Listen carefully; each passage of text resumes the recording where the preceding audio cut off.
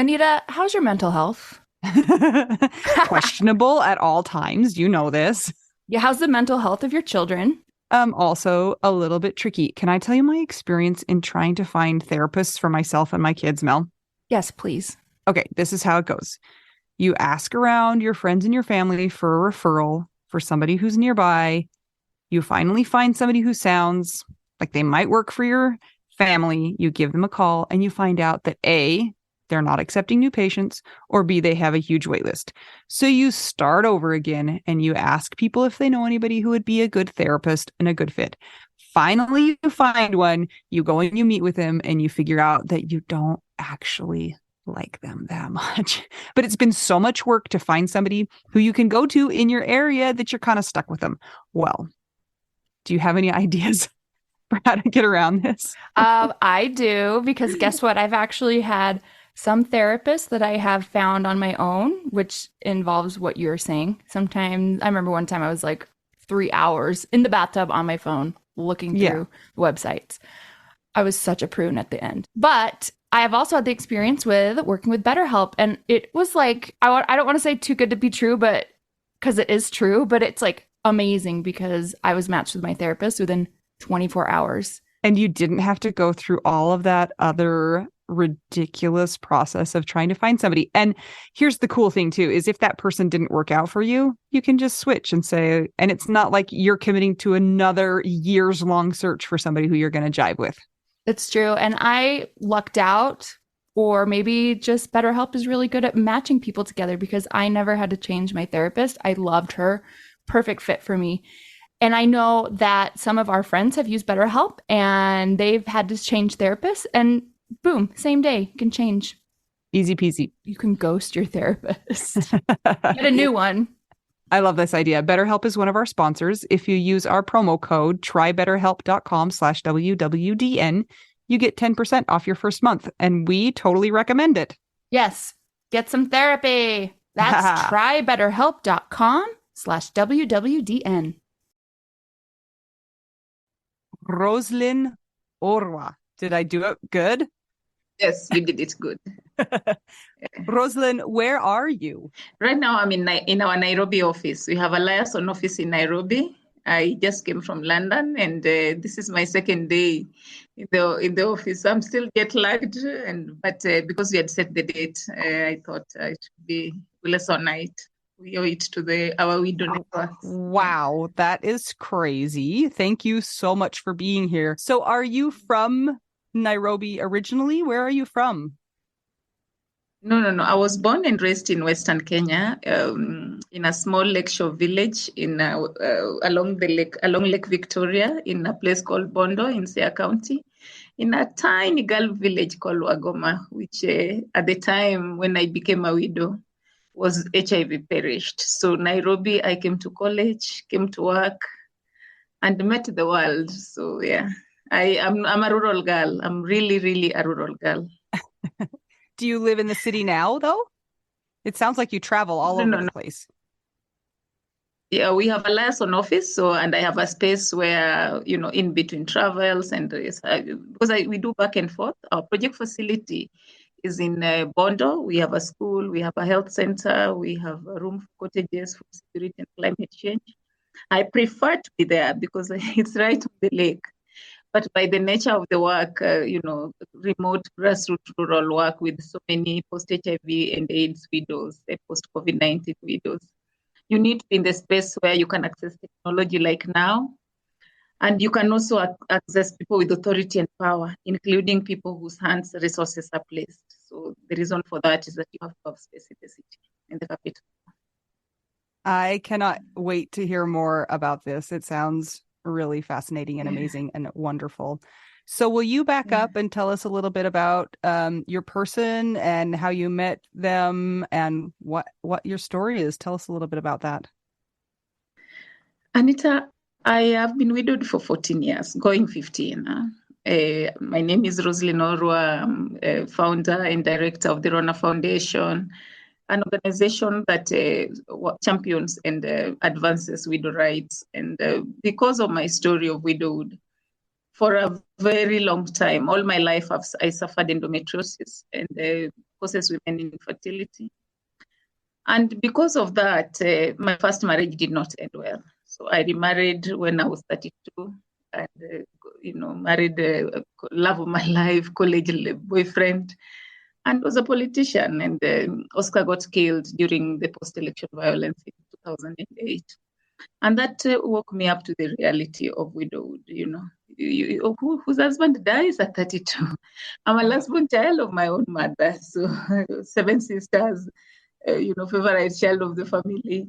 And then all of a sudden, you've lost, divorce was brutal because of infertility. In a society where women's worth is measured by childbearing, number of children a woman gets, actually, my community, sons beget more honor.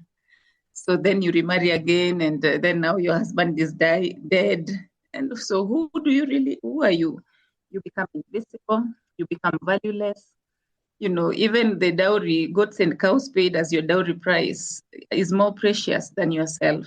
And so carrying those two stigmatizing tags on a young woman is what woke me up to the reality of how difficult and how invisible child-free widowed women were. And from that, we started meeting with few widows in my living room.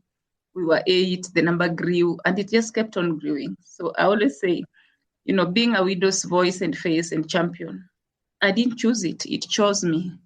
I only had perhaps a little courage to do something, to change it in law, change it for women, So it's who prepares for widowhood? And I don't want to say I have been a victim, but I was a victim of forms of violence, emotional violence, physical violence, disinheritance, discrimination. In a society where cultural practices are also very huge, wife inheritance, forced widow cleansing. So these are the realities that woke me. Oh, I'm the daughter of a teacher, but here I am, invisible. It doesn't matter whether I have education or my parents were highly respected, because teachers here were highly respected at the time. And then it found me, and perhaps I chose to do something with my own story. I think a lot of people can relate to the idea that we didn't choose this life. It chose us, and a lot of us would rather we had not chosen us and we could go back to the way it was. But that's not the choice that we get to make. So your husband was named Oscar, is that right? Yes. And he was a politician? Yes, he was a young, budding politician. And then he died, it sounded like, in kind of a traumatic way. I mean, it was a violent situation that led to his death. I think two things are there. It's because we are a country that is in periodic election, protest and election violence. And sometimes people think war and conflict in zones, other African countries, Ethiopia, Somali, Sudan. That is where widowhood happens. Widowhood happens in very countries that look peaceful, and they look on the outside, they look really organized, and they'll get it together. But also when a system is so violent and so many young men and women die, men and women who also believe in democracy, I think he was more at heart believing in democracy than I did. Now I understand it better.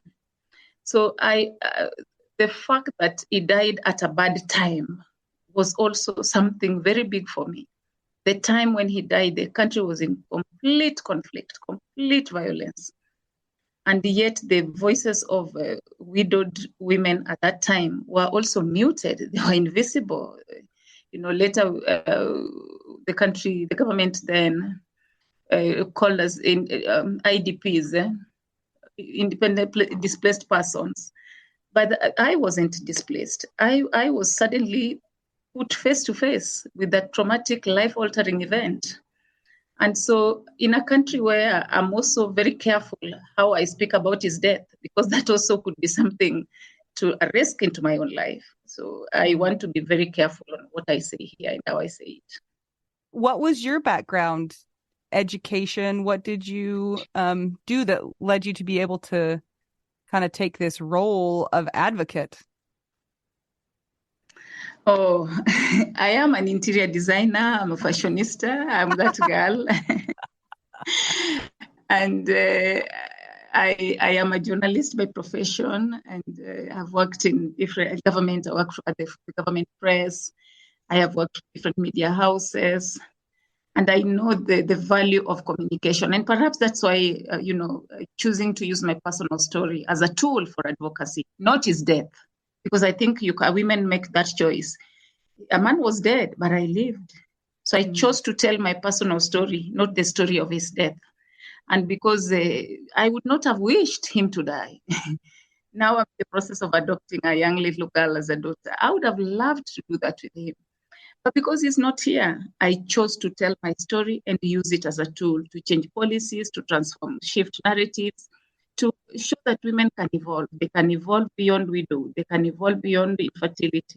They can evolve in a 21st century beyond the society expectations. You should get married. You should have children.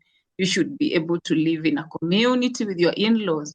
You should be able to. So the social norms, I found them so enslaving. And in my community, there is no remarriage after your spouse has died. There is only wife inheritance and sexual cleansing. So what choices did I have? Was it a criminal when a young man, a group of men brought an instrument, a traditional instrument player on the fourth day when my husband and I, to sort of entertain, but he was the cleanser. So what choices did I have? There was no crime. It did not exist in law.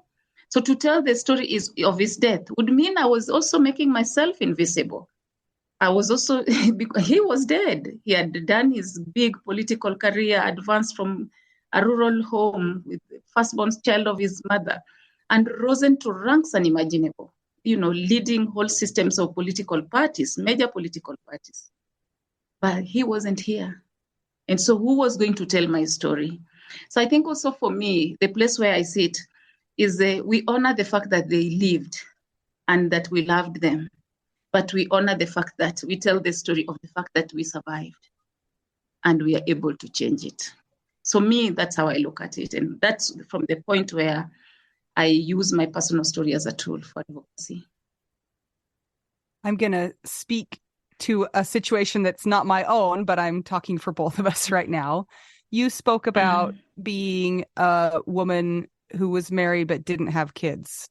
And then you're a widow who didn't have children, and that made you feel even more invisible. And I think, and Mel's nodding right now, that a lot of people around the world feel that same feeling, that their worth is not the same, or they're not taken as seriously as a widow if they don't have kids. And I would love to hear more about the culture that plays into it where you are, and we can kind of compare that to the feelings that people here might have, or, different places in the world. Mel and Anita, I think women are born into expectations. Women are born because who you're born today, How do you know you will? Because when I do a training called privilege, a privilege stand.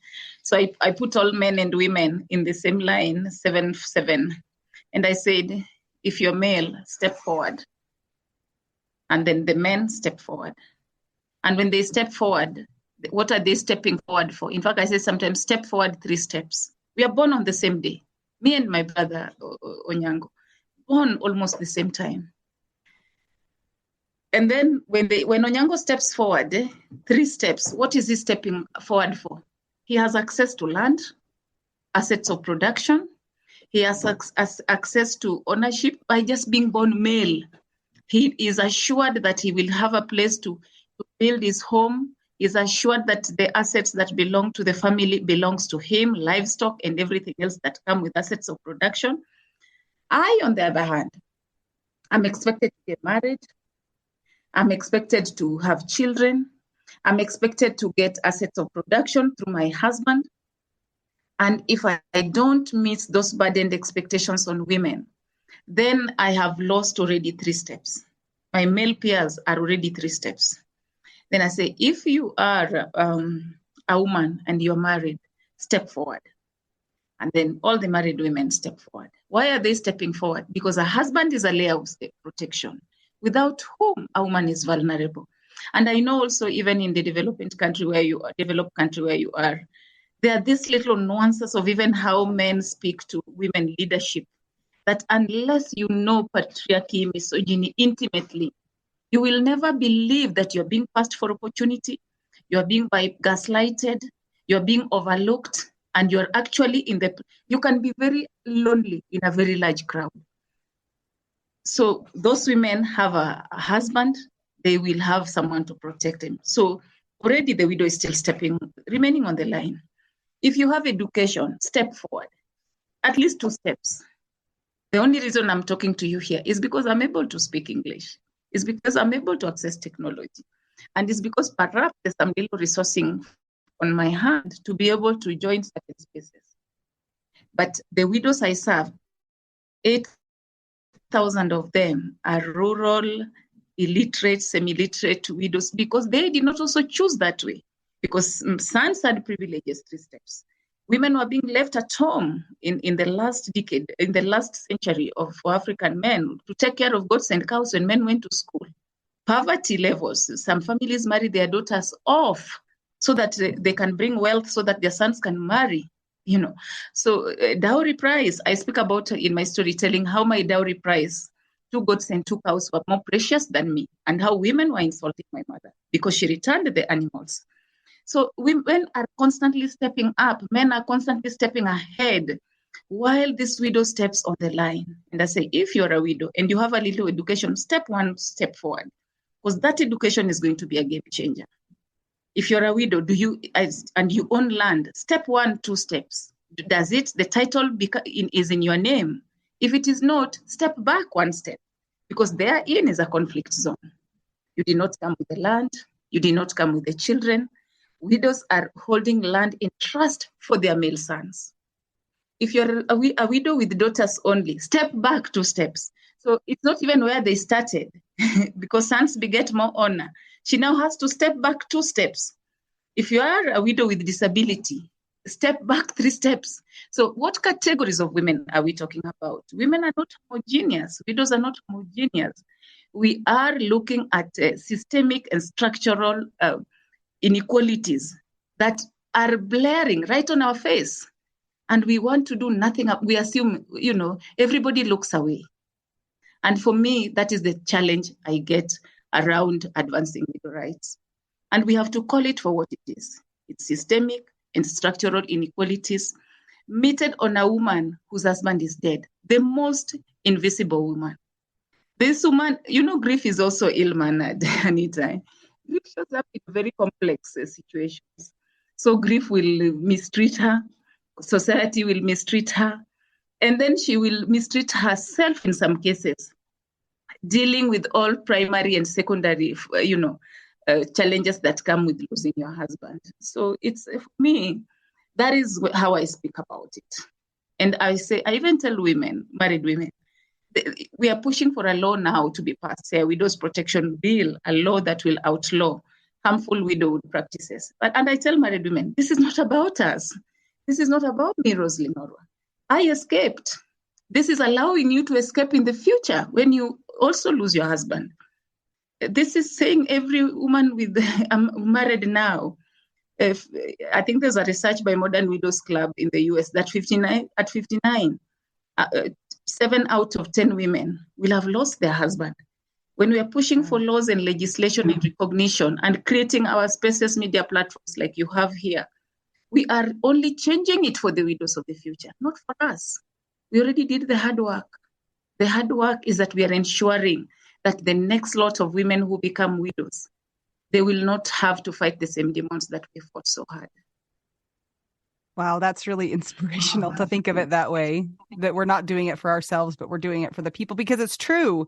Everybody is going to lose somebody, and you have a 50% chance. And maybe that's not even true statistically speaking, because men die more than women younger, but that you're going to be in that situation at some point in time. I'm curious about how other widows treat those widows who don't have children.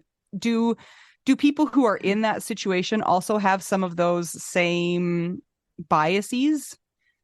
that's built into the system? That's a very good question. No comment. Because I am in the space right now. I am maybe 3 weeks into being an official guardian of a little girl named Naira, who is 9 months old.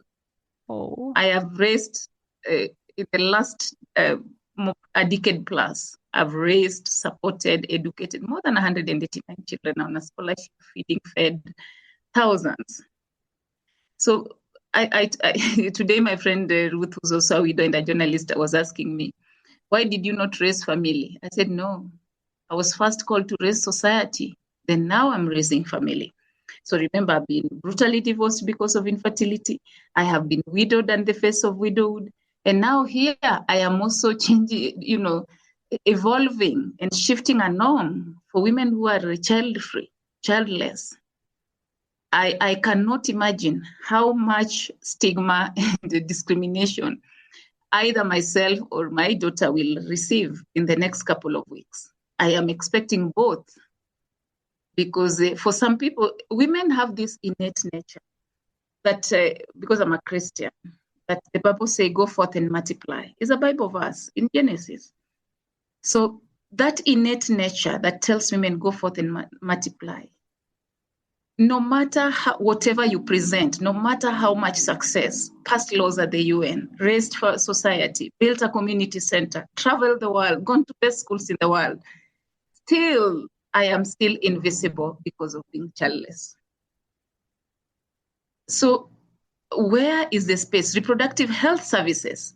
If you want, I'm also part of a group of women called Waiting Wombs that are advocating for, assisted reproductive health technology bill. That bill has been in the assembly for years. Now it's in its third reading, asking, can the, technology exist for women to have children? The law it was just changed. The, Safeguarding Children's Act was just changed last year. 2022, enabling women to foster, to offer guardianship, to offer adoption choices and they're not cheap also. So how many women that make less than $1 a day can be able to go through a rigorous process with the court processes of guardianship, a rigorous court processes of adoption? How many women are that lucky?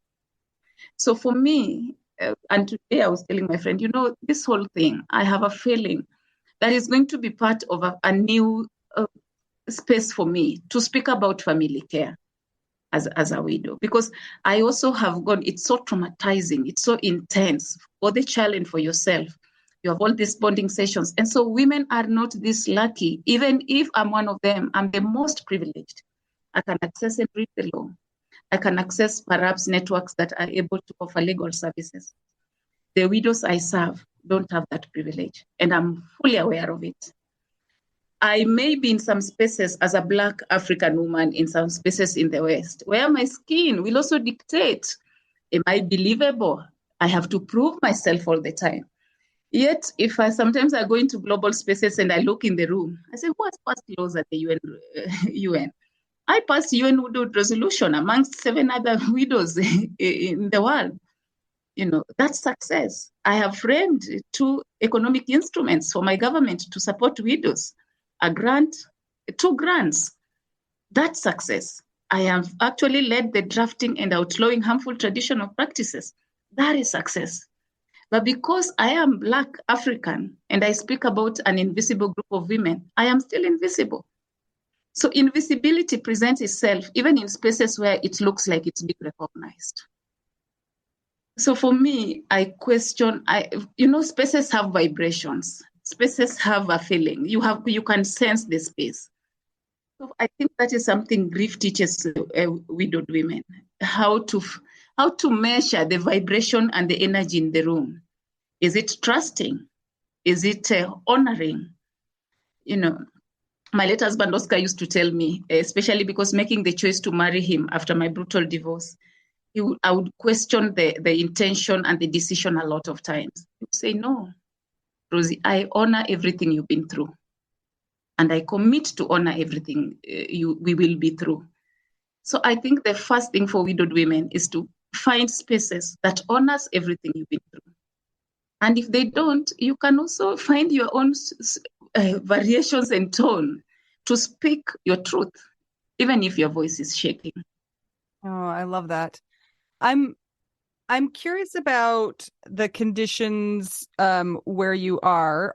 Is it pretty standard how widows are treated throughout the whole country, or is it variable based on where you live? Are there laws that govern how widows are treated throughout the whole country, like property rights, and the cleansing and the inheritance? Is that standard kind of throughout the whole country, or is it more village to village or area and region to region?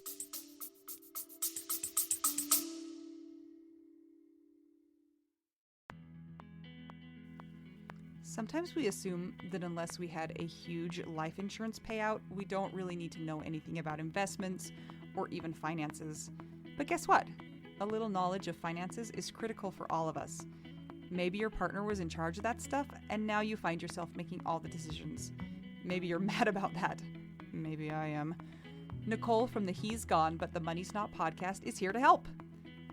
She tackles financial literacy by telling the stories of women and widows and finance experts, and shares the lessons they've learned as certified financial planners. Whether you know a lot and feel confident in your financial decisions or feel unsure about all of that stuff, there is more to learn. Listen and subscribe to the He's Gone But the Money's Not podcast on all podcast platforms. This ad was paid for by Rockhouse Financial, an SEC registered investment advisor.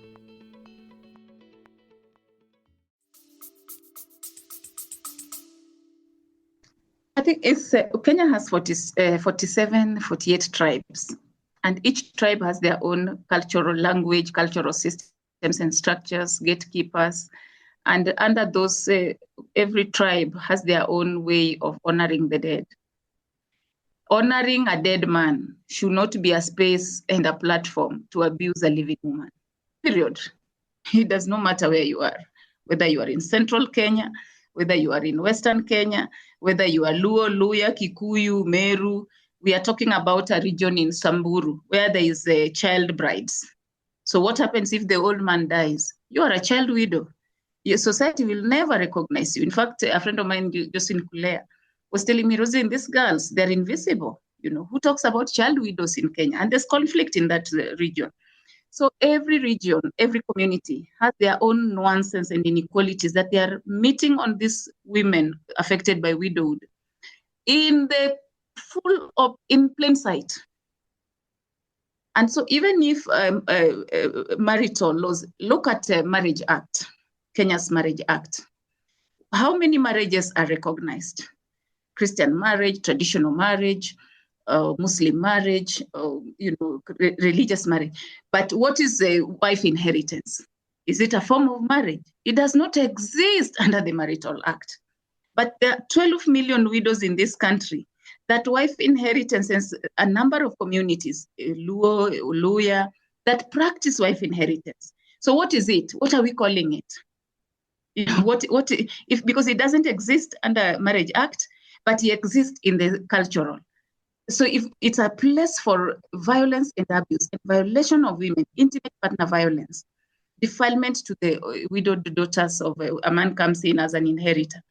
So the only problem that we are addressing through legislation is gaps in law that exist that are only recognizable when you become a widow. And so even if property and inheritance, what is the process of getting a title deed? How do you access the courts that are distant? Who helps you when documents are written and read in English? Courts are now online. How do you access courts that are online? So accessing the legal system is also having so many barriers. So yes, different tribes, different violence, different practices, but the call is one. Can we do something about it? Yes, we can. We got widows elected into county assembly seats. In my county, 3 out of 4 women elected, 3 are our widows. So then they can push and pass the bill that affects the women that, the tag they carry. Nationally, we've passed a law that outlaws widow cleansing, but it's a tiny one line on a domestic offences bill 2015. So what does that framework do? It allows us now to question and then go to each county, go to each community to outlaw, and I'm hoping in the future criminalize harmful widow practices. So we have received feedback. We actually interviewed somebody from another organization in Kenya called Nyanam. Have you heard of them? Yeah, I know them. I know them. We work almost in the same area. Oh, it's amazing. But when we talked to them, we were asking about, some of the practices culturally, and it sounded like some people do not practice all of those things and some people do. It's like you can't group all of Kenya together as one, basically, because there's areas that maybe are a little bit more modern and aren't still, practicing the inheritance or the cleansing practices. And then some still are. Is that accurate, or is it pretty widespread throughout the country that those things are still standard? I think what Nyanam says is right. Kenya is dynamic and tribes are doing their own tribal cultural norms. One of the asks that we've constantly asked our new government is, one, set a commission for widows, a national widows commission that will interrogate, document, and put every community's inequalities and violations on widowed women into a structure that can help the counties then legislate at the county level. And that is why we are only pushing for a law in our county, in Siaya County, because we understand intimately the violations and forms of inequalities that widows go through. And then we can address them in law.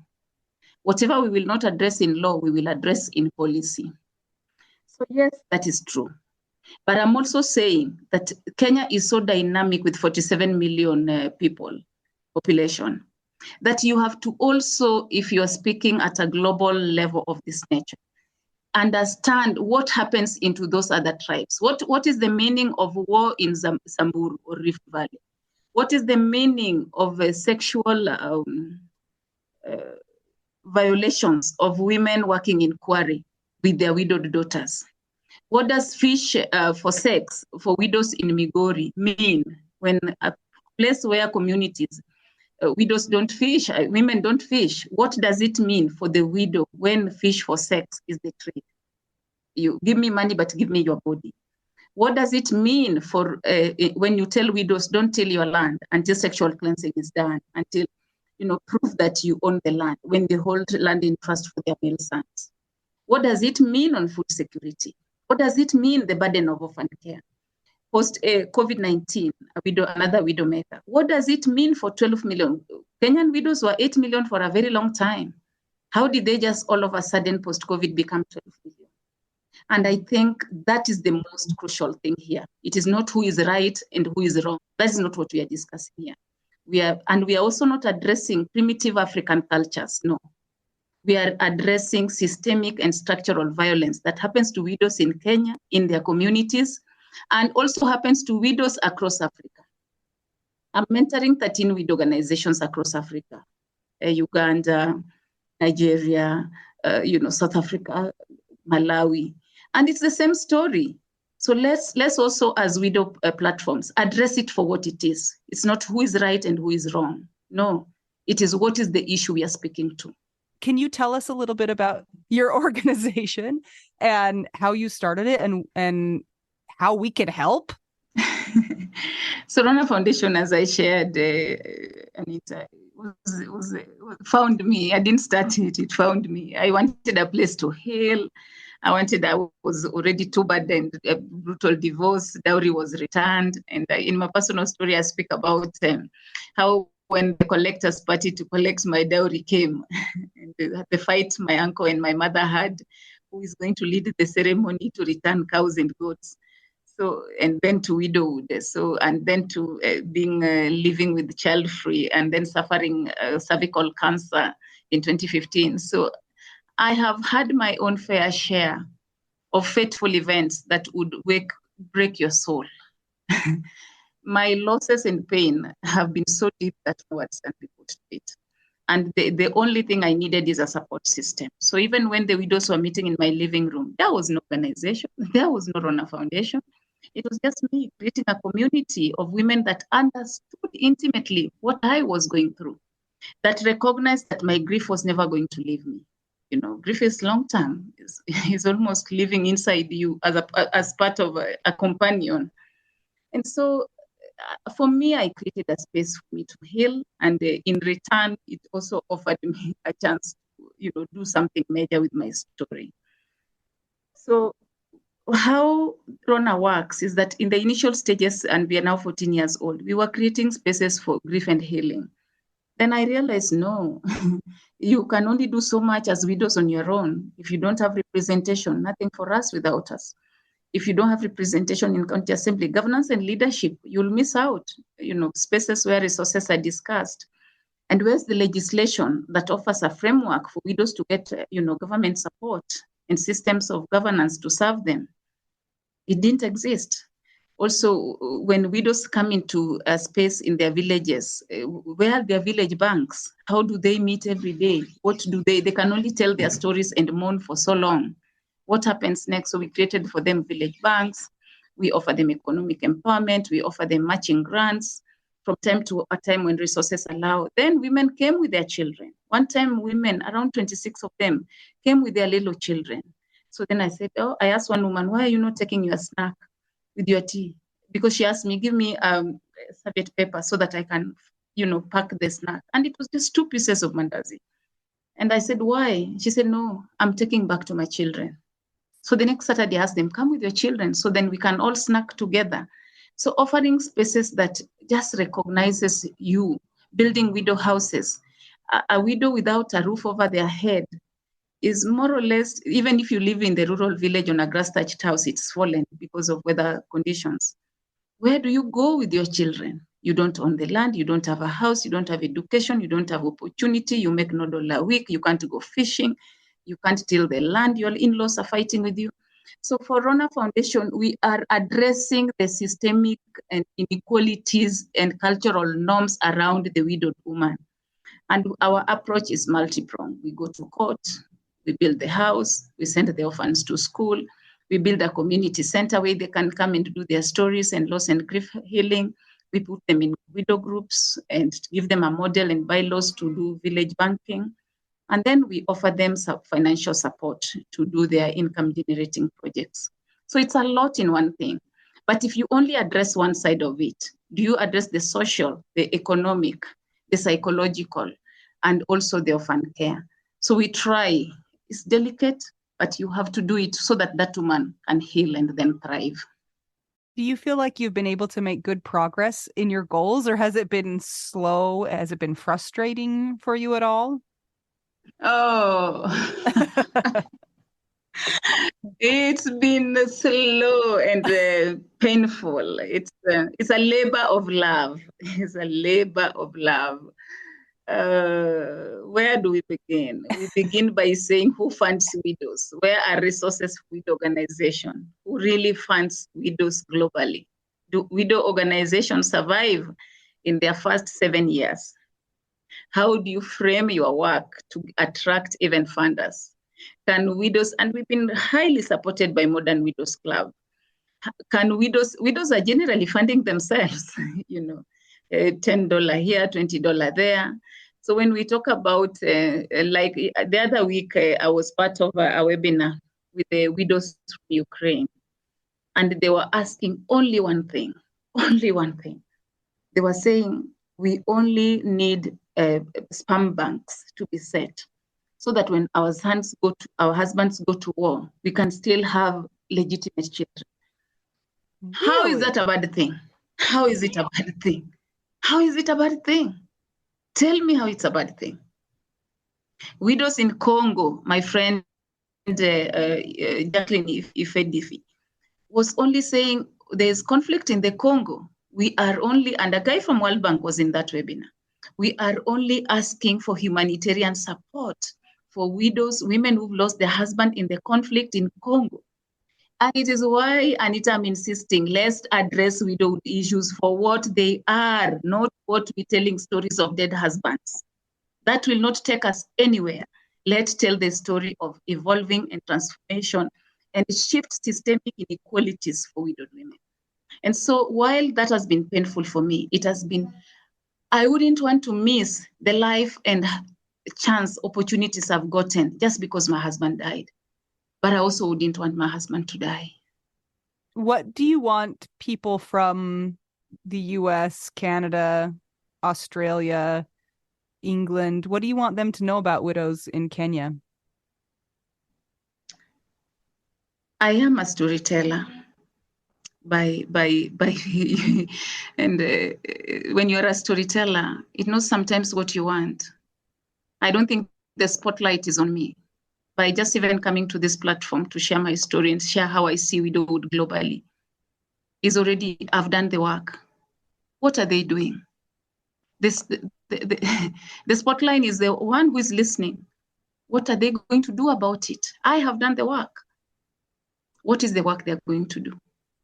Because I think it's also sometimes we put the too much pressure in spotlight. And then you come, because I'm an African widowed woman, speaking about very deep cultural and systemic violence. I cannot be the one asking the world to act right. I can only educate. We show up, my friend, who's an activist in this country where, Al-Shabaab and all these guys is, I forget. And she said, Rosin, the only thing we come to do is we come to teach and learn. And it is the spotlight on the person who's listening. What shall you do when when you know better, you do better? Because I don't want to also have, it's very easy to see me carrying a begging bowl. I'm not the kind that carries a begging bowl. It is in their honor to use this information to do what God has. I came to tell them what God showed me to tell them. It is up to them to do with it what God wants them to do with it. It's so interesting because I live in my own little bubble and I live in my own little world. And until I became a widow, I wouldn't have ever even thought about widows in the US or a different country. And then when I was a widow, I didn't know any of this stuff. I didn't know any of this was happening in places around the world until we connected with Nyanam. And I wonder how many of our widow listeners and our listeners wouldn't have known about that at all either, because it's not like it's in the media or it's in the news here in any way. So it was completely invisible to me as well. And it's not that the information is not there. It is that it's a choice, we can choose to see, understand intimately and use it. That's why I also think for us, you and I, we are not going to plead with the same widowed women to do something about something they intimately know. It's not in our place. It is where do we find male allies, male champions, men with authority and power to stand by our side and say, let's change this the way we did with FGM, male genital mutilation, the way we did with the human trafficking. Because what is this about? The Bible calls us in James 1:27 that the pure and undefiled religion is to support widows and orphans in their time of need and to remain undefiled in the world. Now, that is the pure and undefiled religion. We are Christians. How are widow organizations not supported globally? Because even I know Nyanam has very little resourcing. How are governance and spaces of leadership doesn't recognize that this is a resource issue? This is a representation issue. How come we don't even have a widow rapporteur at the UN General Assembly? How we don't have it? How we don't have commissions by government set for widows across the globe? How we are not seeing what Ukraine women are asking, set for us sperm banks. We are okay, war will go on. Our husbands will get killed. But I want to have children with my legitimate husband, even when he's dead. How is that a bad thing? How is it when we are saying we are putting resources into the Congo? There's a fight there. How are we not saying what happens to the widows and orphans of the Congo? How do we set for them special instruments? Sudan. I think for me, this is the big ask. The big ask is not us talking to each other. It is us talking to the rest of the world. I have seen a lot of movies in the US lately, demystifying widowhood and depicting it as an empathy space. Yet the same US space, art, theater, and the movie industry, are doing Tyler Perry. I'm seeing him doing all these amazing hero women in Africa. Wakanda, all these hero women. Yet the hero women are also existing in this present time. There are widowed women who are raising society with graveyard homesteads. Are we going to project widows as poor and vulnerable, or are we going to tell stories of shifted norms and change? I think we must build allies, men with authority and power, and men are key here. When you die, what we are talking about here that happened to us, they will want to sexually cleanse your wife. Let's call men to order. They will also want to disinherit and take your property. They will stigmatize and, put your children into child labor. They will abandon your family. Have wills, put wills together, put property, joint property rights, and protect your assets so that your children don't suffer. But also speak to it. Don't be ashamed of speaking to it. We know men will die first because our husbands died. And then, so then we are able to speak into spaces that will transform change long term. Let's pass laws at government levels, at county and local levels. Let's have instruments of structural systems where widows can even report their cases. So fine, okay, I can take my case to court, but how do I read those documents? Who will read them and interpret them for me? There's no paralegal service. When a grief is misbehaving with my mind and soul, where is the psychosocial support system that government provides? Let us use our space, and that is my call to all the widows that are now friends, and you are one of them, Anita. Let's speak the truth and bring the people who can have the influence, women influencers, women who are musicians, women who are movie actors, women who are book writers. Women, where are these women? So that we can stand on the shoulders of giants. So that in the shoulders of giants, assume today, Oprah Winfrey just say, let's address this widowhood issue. Just today, the whole of American system. First, they may look at it as a Black women issue, but it will find resourcing. Modern Widows is barely closing up because they don't have the funding. I ask us to be able to, in our own small space, we have a podcast here, and thank you for creating it. Let's not talk to ourselves. Let's bring allies and friends who are influencers, who are champions, and who can be able to put resources to the women the Bible calls the most pure and undefiled religion. It's all I ask for me. It is not that we are limited. We are limitless. I feel like we're in the presence of greatness.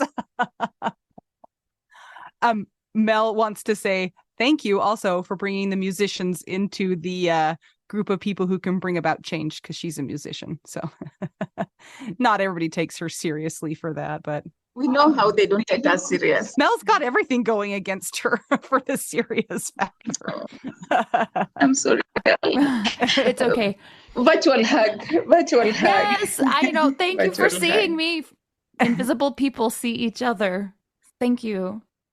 One of the things that I thought was so poignant about what you just talked about was that this is not exactly how you said it, but kind of how I interpreted some of what you said, was just that, yes, widows are some of the strongest people on the planet, and they are dealing with so much, and it should not just be our responsibility to fix it, that other people should be allies and trying to help. Because, I look at people all over the world, widows all over the world, and I think it's just some of the most vulnerable people.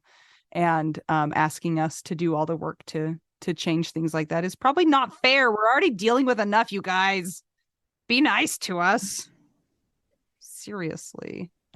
Yeah, I agree. Because I also think it's really, let's twist the spotlight. We've already saying this is who we are. Do you see me? Do you hear me? Do you feel my pain? But still you go further to ask me, what can I do to help you? I've already told you how I feel. It is up to you to decipher how you can help me. And when I get a chance to speak with people, I say, sometimes don't ask me to tell you how you can help me. I've already, by me speaking my story and my vulnerable, painful story, The one thing you can do for me is it's every time a woman opens up in my office, in my space, I said every time a woman opens up to share their pain and loss and grief and shameful story, that is a divine ground. That is already a divine ground. No matter what you call it, it is a divine ground. The only thing that woman is asking you to do is she's inviting you to a legacy of change and pain, that she's choosing to trust you, that whatever you've had, you will have a chance to do something about it. So that women are only left to tell stories that heal them and not be victimized more by being asked to burden themselves with asks. Mm-hmm. So really, I think all of us are joined together by the loss of husbands, but we are joined together by something mightier than loss of husbands. We are joined together to call the world to make widows a priority. Let women who've lost their husbands be a transformative space, not a violent space. Oh, thank you so much. We appreciate you taking the time to talk to us and to share your story. It's amazing. I'm inspired by you. So thank you. Now that most of our questions are done and so the Wi-Fi won't get, kind of cut off if I join in, I just want to say thank you so much for everything that you said. I think that you are so deep and beautiful and insightful. And because you've been in the position that you are, you can see all of these things that need change. And again, change happens from the bottom up. People in the top, echelons, they're not going to see it. And so thank you for being an advocate and a warrior and while dealing with your own grief and your own marginalization. I mean, you're the epitome of what everybody should strive to be like. And it's because you've been through so many things. But thank you. Thank you for sharing everything. It means a lot to us. No, thank you for the opportunity. I believe no one should lose her rights and dignity because she lost her husband. But I also believe we are the change we want to see. And so thank you for creating the platform, the space to include us, really. I believe Western women are the ones that are going to make this step. You have the access, you have the opportunity, you are advanced to help us do this for the rest of the world. So thank you for creating the space. I honor your work. Oh. So how do you feel about cheese? Do you like cheese? Who moved my cheese? There's a book like that. Who moved my cheese? That's right. We always end the podcast interview by asking your favorite cheese. So we're asking you your favorite cheese now, even though it seems really silly. This one that they put on top of the beef burger, especially when you're in the US. Okay. Parmesan cheese. Yeah. Nice steak with a burger. I disappear in it. Okay, that's perfect. Thank you so much. She's like, you have got to be kidding me. What are these two people? You're doing an amazing work, really. Thank you for choosing to be the change space for women to voice their needs and concerns. Oh, thank you. Thank you so much for joining us today. We hope you found this episode inspiring and makes you want to change something and reach out to people who can help change and be the change. Remember to join our Patreon if you want to keep the podcast going. It's patreon.com/WWDN. If you'd like to buy us tacos, go to buymeacoffee.com/widowwedonoww. And you can join the Widow Wives Club on Facebook if you want to be part of a great community. And until we get to talk to you again, I'm Anita. I'm Mel. I am Rosaline Orwa. We are two young widows and one amazing widow who is changing the world, one small law and policy at a time.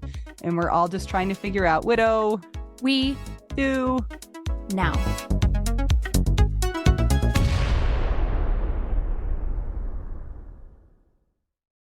This is my favorite thing to discuss with you.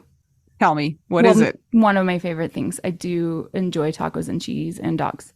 This is about how you cannot pay hundreds and hundreds of dollars for a phone plan, especially when you're a widow, your person is dead, you might have kids, you might need another option, and you just want your phone to work, you want unlimited texting and service, and you want it to be like $25 a month.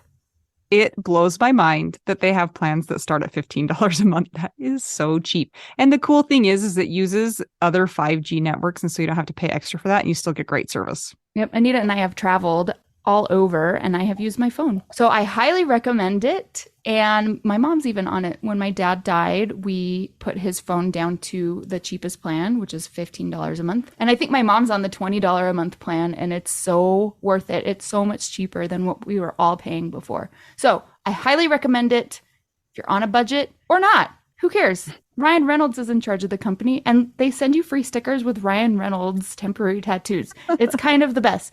So if somebody wants to sign up, what can they do, Anita? Go to trymintmobile.com/WWDN. Seriously, you guys, such a great idea. Save yourself some money. And if you're worried about losing data or having any changes with your phone, not going to happen. They walk you through it. Everything's fine. It's the easiest process of all time. Again, that's trymintmobile.com/WWDN.